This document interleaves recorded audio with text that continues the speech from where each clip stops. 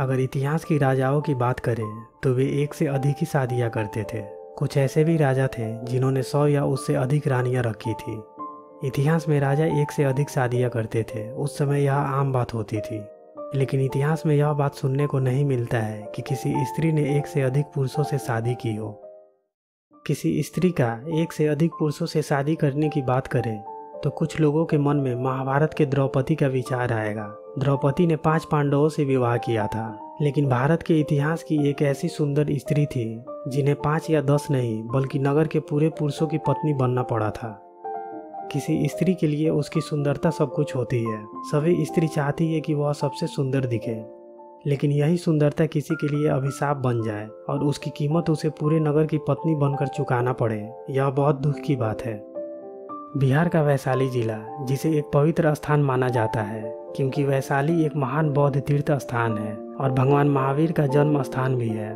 भगवान बुद्ध ने 3 बार इस जगह का दौरा किया और यहाँ काफ़ी समय बिताया। वैशाली यह वही स्थान है जहाँ एक लड़की को नगर वधू बना दिया गया।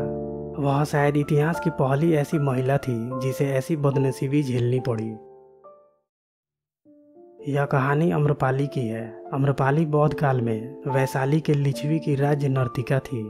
अम्रपाली बहुत सुंदर थी। वह अपने समय की सबसे सुंदर महिला मानी जाती थी। अम्रपाली की तुलना किसी भी चीज़ या महिला से नहीं की जा सकती थी। कहा जाता है कि कोई भी व्यक्ति अगर उनकी सुंदरता को देख ले तो वह अपनी नज़रें नहीं हटा पाता था। अम्रपाली की कहानी शुरू होती है बिहार के वैशाली जिले से। लगभग 500 वर्ष पहले बिहार के लिच्छवी राज्य की राजधानी वैशाली में एक गरीब दंपति को आम के पेड़ के नीचे एक लड़की पड़ी मिली थी। उस लड़की के माता पिता कौन थे और उसे वहां क्यों छोड़कर गए, इतिहास में इसका कोई प्रमाण नहीं मिलता है। वह आम के पेड़ के नीचे मिली थी, इसी कारण उनका नाम आम्रपाली रखा गया। आम्रपाली एक गरीब परिवार से थी, लेकिन उनके माता पिता उनको बहुत लालन पालन से उनको पाला था। कहा जाता है कि आम्रपाली के माता पिता ने राज्य सेवा से त्याग पत्र देकर वैशाली के निकट अंबारा गांव चले गए। जब आम्रपाली 11 वर्ष की हुई तो उनके माता पिता उन्हें लेकर फिर से वैशाली आ गए। आम्रपाली जैसे जैसे बड़ी हो रही थी, उनकी खूबसूरती और अधिक बढ़ रही थी। इतिहासकारों का मानना है कि 11 वर्ष की छोटी सी उम्र में ही आम्रपाली को सर्वश्रेष्ठ सुंदरी घोषित कर दिया गया था। पाली ग्रंथ में उनकी सुंदरता के बारे में बताया गया है कि वह इतनी खूबसूरत थी कि नगर का हर पुरुष उनसे विवाह करना चाहता था। चाहे वह राजा हो या व्यापारी, हर पुरुष आम्रपाली को पाने की चाह रखता था।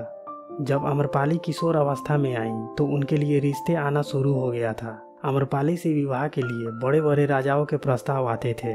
यहाँ तक कि लोग आम्रपाली को पाने के लिए आपस में युद्ध करने के लिए तैयार हो गए थे और यह समस्या दिन पर दिन बढ़ती जा रही थी। इतने सारे विवाह के प्रस्ताव की वजह से आम्रपाली के माता पिता बड़ी दुविधा में फंस गए थे। सबसे बड़ी समस्या यह थी कि अगर आम्रपाली के लिए किसी एक को उनके माता पिता चुनते तो सभी राजाओं में युद्ध हो सकता था, जिसकी वजह से नगर में अशांति फैल सकती थी।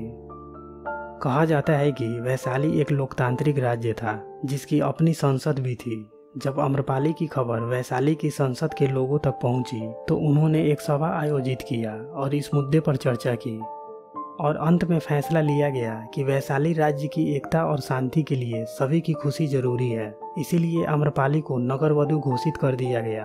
आम्रपाली पूरे नगर की दुल्हन बनी, जिसे अब ना चाहते हुए भी हर व्यक्ति से संबंध रखना था। आम्रपाली को नगर वधू बन जाने से वैशाली के लोग खुश तो हो गए, लेकिन अपनी ही खूबसूरती की शिकार आम्रपाली बन जाएगी, यह उसने कभी सोचा नहीं था। आम्रपाली को जनपद कल्याणी की उपाधि दी गई। यह खिताब 7 वर्षों के लिए दिया जाता था। आम्रपाली को 7 वर्षों के लिए नगर वधू बनकर रहना था। नगर वधू बन जाने के बाद आम्रपाली को सभी पुरुषों से संबंध रखना था, जिस कारण आम्रपाली को उस समय एक वेश्या कहा जाने लगा।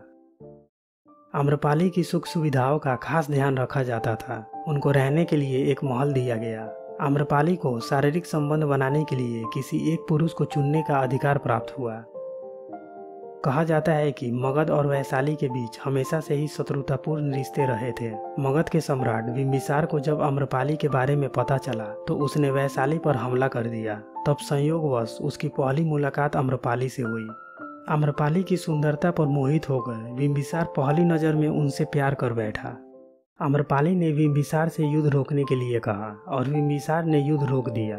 बिम्बिसार ने अम्रपाली को मगध की महारानी बनने का प्रस्ताव दिया, लेकिन अम्रपाली ने इस प्रस्ताव को अस्वीकार कर दिया क्योंकि मगध वैशाली का शत्रु था, जिस कारण अम्रपाली बिम्बिसार के विवाह से वैशाली के लोगों में आक्रोश आ जाता और फिर से युद्ध छिड़ जाता, जो अम्रपाली नहीं चाहती थी। लेकिन ऐसा कहा जाता है कि भले ही अम्रपाली और बिम्बिसार की शादी नहीं हुई, लेकिन उनके बीच संबंध थे और उनका एक पुत्र भी हुआ। कहते हैं कि बिम्बिसार की 500 रानियां थी। उन्हीं में से एक कोसला देवी रानी का पुत्र अजातशत्रु था, जो अम्रपाली से प्रेम करता था। अम्रपाली भी उसे पसंद करती थी। जब वैशाली राज्य को इस बात का पता चला तो उन्होंने अम्रपाली को जेल में डाल दिया। अम्रपाली को कैद करने की बात से क्रोधित होकर अजातशत्रु ने वैशाली पर आक्रमण कर दिया, जिसके कारण हजारों लोगों की जान चली गई, लेकिन इससे कुछ हासिल नहीं हुआ। अम्रपाली की कहानी में एक और दिलचस्प कहानी है। इतिहासकारों का कहना है कि एक बार भगवान बुद्ध बिहार के वैशाली जिला में आए। हर व्यक्ति की इच्छा थी कि भगवान बुद्ध उनके घर आए। नगर के सभी लोगों ने उन्हें अपने घर भोजन पर आमंत्रित किया। वैशाली की सर्वश्रेष्ठ सुंदरी अम्रपाली भी भगवान बुद्ध के तपस्वी जीवन को देखकर उनसे प्रभावित हो चुकी थी और वह भी अपने जीवन के सभी सुख सुविधाओं को छोड़कर भिक्षुक बनना चाहती थी। यही सोचकर अम्रपाली ने भी भगवान बुद्ध को अपने महल आने का निमंत्रण दिया। भगवान बुद्ध ने उनका निमंत्रण स्वीकार कर अम्रपाली से मिलने उनके महल गए। जब भगवान बुद्ध के शिष्य को इस बात का पता चला तो उनको बहुत बुरा लगा और उन्होंने भगवान बुद्ध से स्पष्ट रूप से कहा कि आपने एक वेश्या के निमंत्रण को स्वीकार कर बड़ा ही अनुचित कार्य किया है। अपने शिष्य की बात सुनकर भगवान बुद्ध ने उन सब से बोला कि आप लोगों को यह आश्चर्य है कि मैं अम्रपाली का निमंत्रण स्वीकार किया। जिस धन को पाने के लिए मनुष्य एक दूसरे की जान ले लेते हैं और ना जाने क्या क्या तरीके इस्तेमाल करते हैं, उसी धन को अम्रपाली ने तुच्छ मानकर सब कुछ छोड़ दिया और अपने जीवन के सुख सुविधाओं का त्याग कर दिया। ऐसे में उसका निमंत्रण कैसे अस्वीकार कर सकता था। भगवान बुद्ध की बात सुनकर सभी शिष्यों को अपनी कही बात पर बहुत दुख हुआ और उन्होंने भगवान बुद्ध से माफी मांगी। कहा जाता है कि जहाँ बड़े बड़े राजा और राजकुमार आम्रपाली पर मोहित हो गए थे, वहीं आम्रपाली एक बौद्ध भिक्षुक पर मोहित हो गई थी। आम्रपाली ने उस बौद्ध भिक्षुक को अपने घर खाने पर बुलाया और उसके साथ 4 महीने के लिए प्रवास के लिए अनुरोध किया। आम्रपाली की बात सुनकर बौद्ध भिक्षुक ने जवाब दिया कि वह अपने गुरु की आज्ञा के बाद ही ऐसा कर सकते हैं। भगवान बुद्ध ने सबको हैरानी में डालते हुए उन्होंने अपने शिष्य को आम्रपाली के साथ 4 महीने के प्रवास के लिए अनुमति दे दी।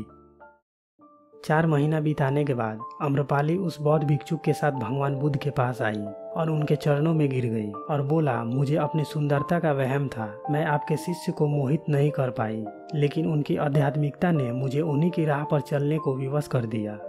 तभी से आम्रपाली ने एक बौद्ध भिक्षुक बनकर अपना जीवन बिताने लगी। वीडियो अच्छी लगी हो तो वीडियो को लाइक करें और ऐसे ही इंटरेस्टिंग वीडियो देखने के लिए चैनल को सब्सक्राइब जरूर कर लें।